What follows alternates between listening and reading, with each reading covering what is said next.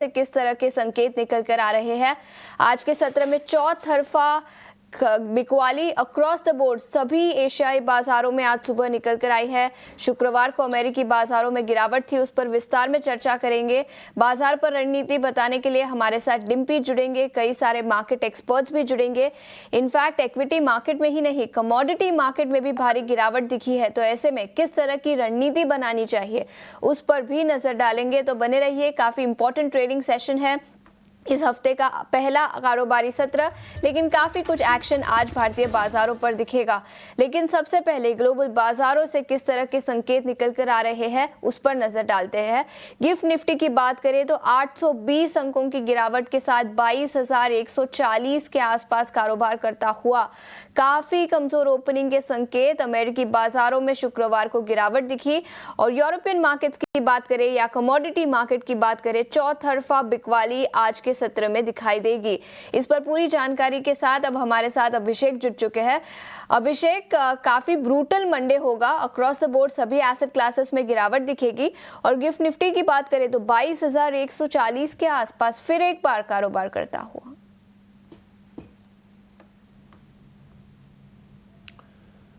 आशीषा, good morning. देखिए, हाँ बिल्कुल सारे के सारे एसेट क्लास में गिरावट है। सोने में थोड़ी बहुत आप कह सकती हैं कि राहत है, थोड़ा सेफ हेवन डिमांड वहां पर आती है, लेकिन वहां पर भी ऐसा नहीं कि कोई मांग बढ़ी है। आशीषा, देखिए हुआ क्या है, हुआ यह है कि ट्रंप ने टैरिफ लगाया, अक्रॉस द नेशन लगाया। अगले दिन जब बाजार खुले तो कोई ऐसे बहुत ज्यादा हमने घबराहट वाले रिएक्शन नहीं देखे, पैनिक वाला माहौल नहीं था। आपने देखा होगा कि जापान में थोड़ी ज़्यादा गिरावट थी, लेकिन हांगकांग में, चीन में उतनी बड़ी गिरावट नहीं थी।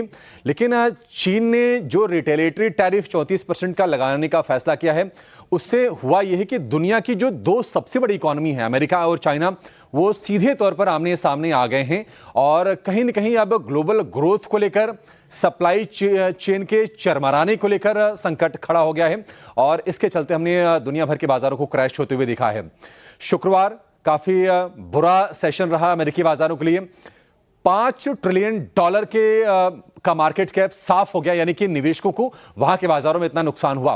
हालांकि ट्रंप के जो भी उनके ऑफिशियल्स हैं, चाहे व्हाइट हाउस के प्रवक्ता हों या फिर उनके वित्त मंत्री स्कॉट बेसेंट हो, अभी भी ये मानने को तैयार नहीं है कि इसके इकोनॉमी पर बहुत ही दूरगामी और गंभीर परिणाम होंगे। उनका यह कहना है कि इस टैरिफ से अभी इन्फ्लेशन के बढ़ने का या फिर इकोनॉमी में रिसेशन के जाने का कोई खतरा है, सच नहीं है। हालांकि जो ब्रोकरेज हाउसेस है दुनिया भर की, जो इकोनॉमी को बहुत बारीकी से स्टडी करते हैं, उनके रिपोर्ट्स अलग हैं। कहीं ना कहीं फियर वो जता रहे हैं। जेपी मॉर्गन ने साफ तौर पर कहा है कि इकोनॉमी में मंदी की आशंका है, और पहले जो उनका अनुमान था 40% का, उसको बढ़ा के उन्होंने कर दिया है 60% का। तो और आप देख रहे हैं कि सिर्फ बाजार में, इक्विटी में नहीं, आप देखिए बिटकॉइन भारी गिरावट, क्रूड में भारी गिरावट। अप्रैल 2021 के बाद हम देख रहे हैं कि कच्चे तेल का भाव WTI का $60 प्रति बैरल के नीचे चला गया है, और ब्रेंट क्रूड 75 से गिर के अब $63 के आसपास है। यानी कि कहने की पूरे ग्लोबल ग्रोथ को लेकर चिंता है। माना यह जा रहा था कि ट्रंप के फैसले के बाद कहीं ना कहीं नेगोशिएशन टेबल पर देश बैठेंगे और आपसी सहमति से कोई ना कोई इसका हल निकाला जाएगा। लेकिन चाइना ने बिल्कुल झुकने से इनकार किया और 34% के रिटेलिएटरी टैरिफ लगाए हैं। और फिर से अब दुनिया भर में यह सवाल खड़ा हो गया कि क्या यह ट्रेड वॉर यहां से और इंटेंसिफाई होगा। आप देखेंगे कि शुक्रवार को जो यूरोप के बाजार रहे हैं, स्टॉक 600 वहां का यूरोप का इंडेक्स है, डैक्स में और इसके अलावा फुटसे में 5% की गिरावट या फिर 5% से ज्यादा की गिरावट हमने देखी है। और आज एशिया में जो शुरुआत हुई है काफी ज्यादा हाहाकारी है। निकेई 2000 पॉइंट लुढ़क गया, 18 महीने के निचले स्तर पर निकेई चला गया है। अमेरिकी बाजारों को अगर आप देखेंगे तो वहां भी स्थिति काफी खराब है। नेस्डेक में रिकॉर्ड हाई से करीब करीब 22% के आसपास की गिरावट आ चुकी है। और जो फ्यूचर जो संकेत दे रहे हैं वो काफी ज्यादा कमजोर है। डाउ फ्यूचर करीब 1000 पॉइंट नीचे है, नेस्डेक फ्यूचर की बात करें 700 पॉइंट नीचे है। तो वहां पर भारी गिरावट पर शुरुआत मतलब इंडिकेशंस मिल रहे हैं कि आज जब बाजार खुलेंगे तो कहीं राहत मिलने वाली बात नहीं होगी। और आप गिफ्ट निफ्टी देखिए 800 पॉइंट नीचे है। तो ये फियर यही है, ये फियर ट्रंप के टैरिफ लगाने के बाद अगले दिन 2 दिन तक नहीं आया, लेकिन ये फियर अब आ रहा है कि अगर एक जो इकोनॉमिक सुपर पावर है दुनिया का अमेरिका, दूसरा जो मैन्युफैक्चरिंग सुपर हाउस है, पावर हाउस है चाइना, अगर वो ट्रेड वॉर में एंगेज होते हैं तो उससे किसी का हित नहीं होगा। और ये गिफ्ट निफ्टी भी इंडिकेट कर रहा 800 अंकों के आसपास की भारी भरकम गिरावट हो रही है। देखिए क्या है ना कि अब फंडामेंटल्स, न्यूज, ये सारी चीजें इस बाजार में काम नहीं करती हैं और फियर बाजार को अपनी गिरफ्त में ले रहा है और उस फियर के चलते आप ये गिरावट देखेंगे। कच्चा तेल आपके लिए सपोर्टिव हो सकता था, लेकिन क्रूड में जो गिरावट आ रही है अब ग्लोबल ग्रोथ की चिंता के चलते आ रही है, तो आपको कितना सपोर्ट करेगा पता नहीं। जो की सेक्टर्स है भारत में, अगर हम भारत के पर्सपेक्टिव से बात करें, आईटी में ऑलरेडी प्रॉब्लम है, फार्मा को लेकर खबरें आ रही है कि ट्रंप उस पर टैरिफ लगाएंगे, वहां पर प्रॉब्लम है। दो बड़े एक्सपोर्ट वाले एरियाज हैं।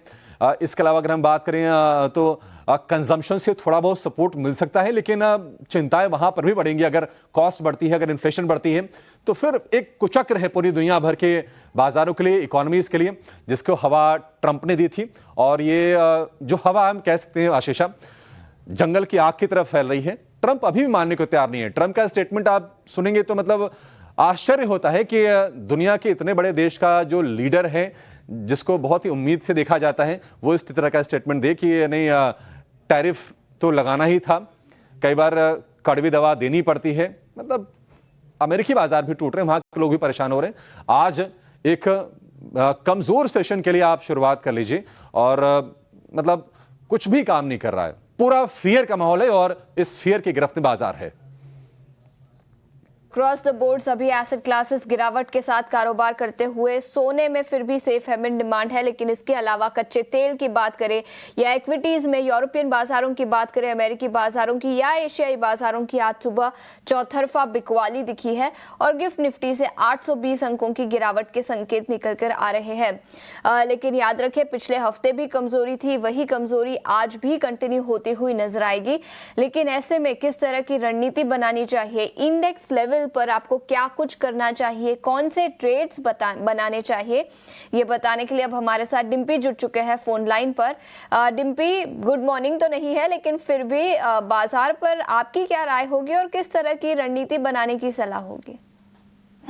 यस आशीषा, गुड मॉर्निंग तो नहीं कह सकते आज, क्योंकि जो नंबर्स दिख रहे हैं आपको ग्लोबल मार्केट्स में, वो इंक्लूडिंगली ऐसा कह रहे हैं कि हम मंडे एक फियर वाला मंडे के साथ हम कंटिन्यू कर रहे हैं। दो चीजें बड़ी इंपॉर्टेंट हैं। पहले तो ये है कि एक चीज जो एक लाइन के साथ नोटिस हो जाएगी, वर्ल्ड का बहुत बड़ा पैसा यूएस मार्केट के अंदर लगता है।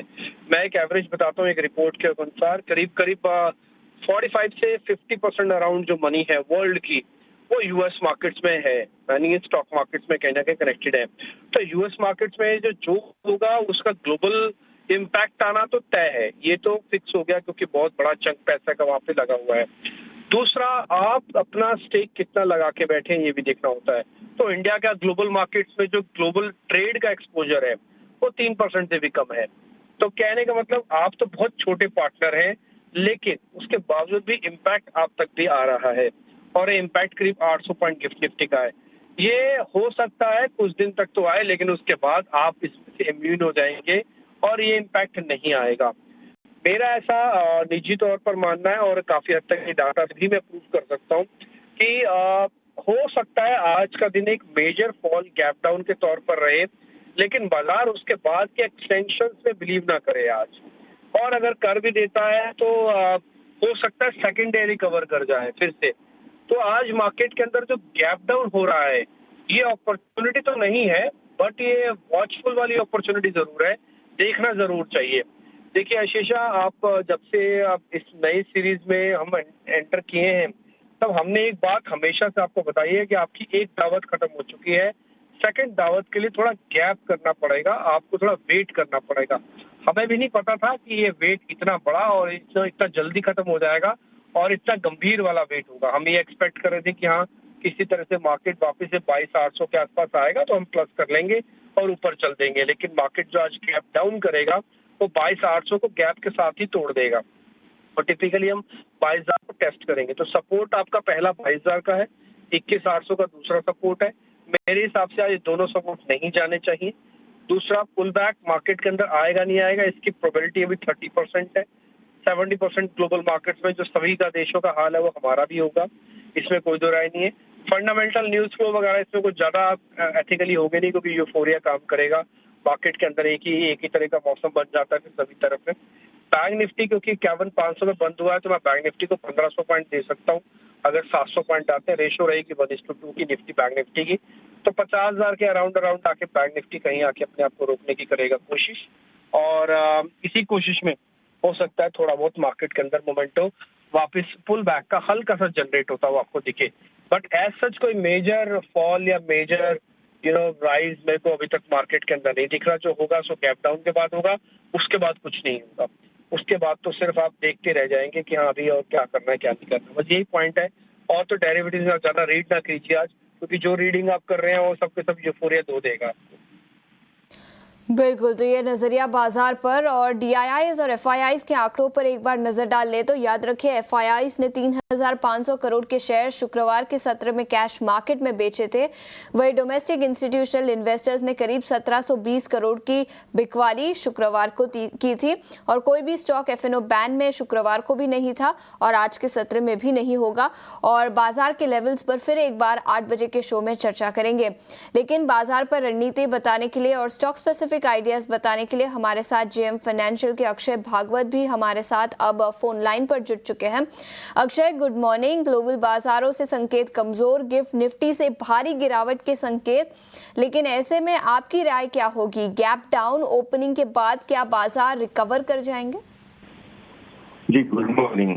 तो एक एक्सेप्शनल डे है और 600-700 पॉइंट का गैप डाउन मोस्टली सिग्नल कर रहा है gift Nifty.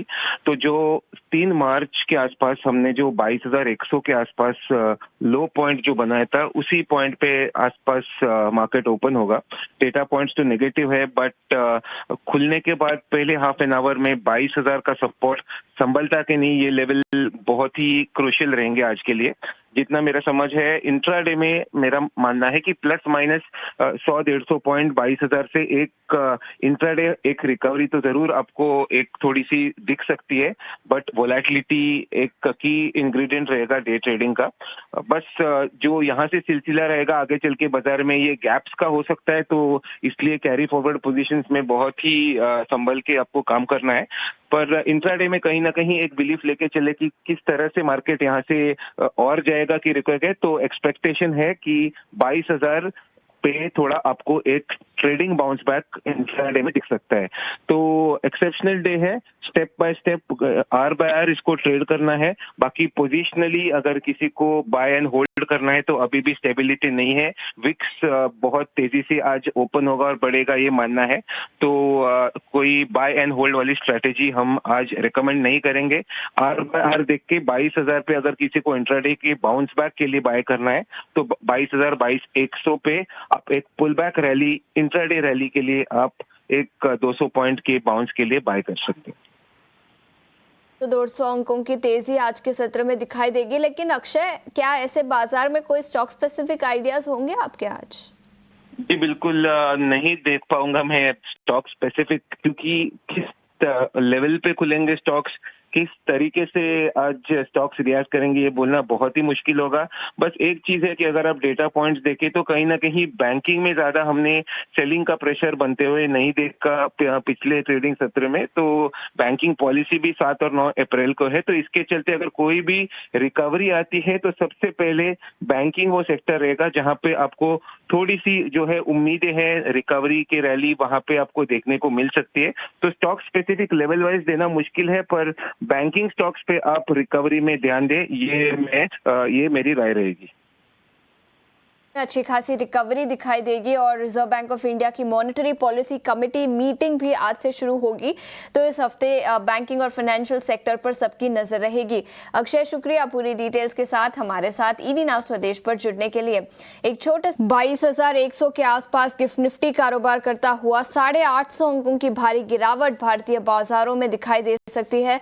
Pre open gift Nifty से कमजोर ओपनिंग के संकेत, लेकिन ऐसे में कई सारे स्टॉक्स होंगे जहां पर खबरों के दम पर एक्शन दिखेगा। वरुण अब हमारे साथ जुड़ चुके हैं। Varun, good morning. कई सारे ऑपरेशनल अपडेट्स आए ओवर द वीकेंड और इसके अलावा भी कई सारी खबरें हैं, बताएं। Good morning. Good morning Ashisha. तो शुरुआत करता हूं इंडसइंड बैंक के साथ, जहां पे कमज़ोर ओवरऑल क्वार्टरली अपडेट देखने मिला है। नेट एडवांसेस क्वार्टर क्वार्टर 5.2% गिरे हैं, 1.4% वाई में बढ़ोतरी है। आप कासा रेशो को देखिए, तिमाही दर तिमाही और साल दर साल दोनों में 200 से 510 बेसिस पॉइंट के आसपास की गिरावट जो है वो देखने मिली है। इंडियन बैंक मिले जुले हैं, जहाँ पे डिपॉजिट्स 5% बढ़े हैं, ग्रॉस एडवांसेस में करीब 5.25% के आसपास की बढ़ोतरी है। उत्कर्ष स्मॉल फाइनेंस बैंक यहाँ पे ग्रॉस लोन पोर्टफोलियो 7.5% की बढ़ोतरी दिखाते हुए टोटल डिपॉजिट में करीब 23.5% की बढ़ोतरी है। और यहाँ पे तिमाही दर तिमाही और साल दर साल इस बैंक के कासा रेशो में इंप्रूवमेंट देखने मिला है। ट्रेंड अच्छे लग रहे हैं अपडेट्स, क्योंकि रेवेन्यूज़ में Q4 में 28% की बढ़ोतरी और FY25 में अगर आप देखेंगे तो 39% की बढ़ोतरी इस कंपनी ने दर्ज की है। जुबिलेंट फूडवर्क्स रेवेन्यूज़ 33.9% बढ़े हैं। Domino's India like to like growth जो है वो करीब 12.1% के आसपास रही है। गोदरेज कंज्यूमर्स, इन्होंने कहा है कि इनका जो स्टैंड अलोन वॉल्यूम ग्रोथ है वो मिड सिंगल डिजिट में रहेगा और रेवेन्यू ग्रोथ जो है वो हाई सिंगल डिजिट में आपको देखने मिल सकती है।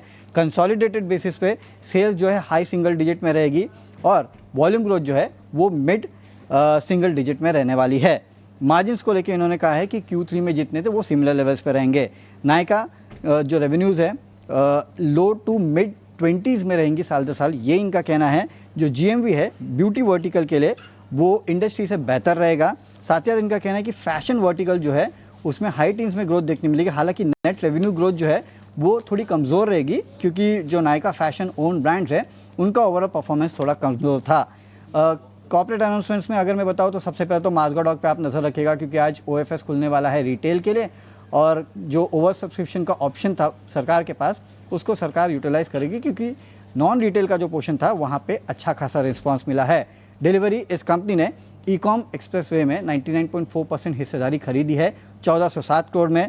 नारायण रुद्रालय, इन्होंने कामावरी संगम के साथ एक बेसिकली ऑपरेशन और मैनेजमेंट एग्रीमेंट किया है, जहाँ पे ऑपरेशन मेंटेनेंस ओवरऑल मैनेजमेंट जो है हॉस्पिटल का वो ये करेंगे। गोदरेज प्रॉपर्टीज़ मुंबई के वर्सोवा में इन्होंने एक प्रोजेक्ट डेवलप करने की बात की है, जिसका रेवेन्यू पोटेंशियल जो है वो करीब 1350 करोड़ का है।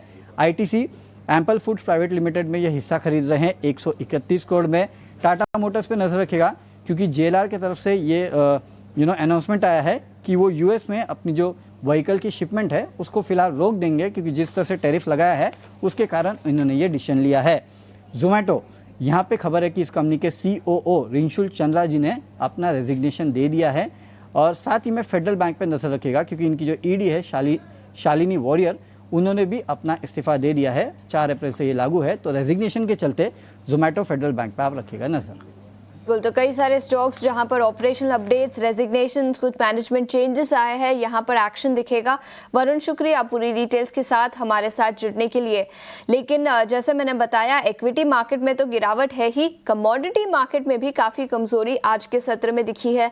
कच्चे तेल की बात करें या सोने और चांदी, जिसे सेफ हेवन एसेट्स कहा जाता है, उसके बावजूद सोने और चांदी में भी आज गिरावट निकल कर आई है। लेकिन ऐसे में कमोडिटी मार्केट में किस तरह के ट्रेड बनाने चाहिए, ये बताने के लिए हमारे साथ कुंवर ग्रुप के रवि दियोरा जी जुड़ चुके हैं। रवि जी, शुक्रिया समय निकालकर ईटीना स्वदेश पर जुड़ने के लिए। और सबसे पहले प्रेशियस मेटल्स पर ही चर्चा करेंगे। सोना ग्लोबल मार्केट में $3000 पर आउंस के आसपास कारोबार करता हुआ 3165 तक के ऑल टाइम हाई लेवल से भारी गिरावट दिखी है। वही चांदी की बात करें तो वहां पर भी रीसेंट हाई से करीब 15% की गिरावट रही है। ऐसे में ट्रेडिंग के लिहाज से सोने और चांदी को एक सेफ हेवन एसेट कहा जाता है, उसके बावजूद गिरावट है, तो किस तरह की रणनीति बनानी चाहिए? Good morning. डेफिनेटली आज शायद शुरुआत फ्लैटिश या थोड़ी रेंज बाउंड हो, बट मुझे लग रहा है कि वहाँ पे जो across the basket last week हमने सेलिंग देखा था, उसके हिसाब से थोड़ा प्रेशर हमने मंथ के मार्जिन कॉल के प्रेशर है वहाँ पे इमर्ज होते दिखे थे। मुझे लग रहा है कि आज डे ऑफ शॉर्ट कवरिंग हो सकता है।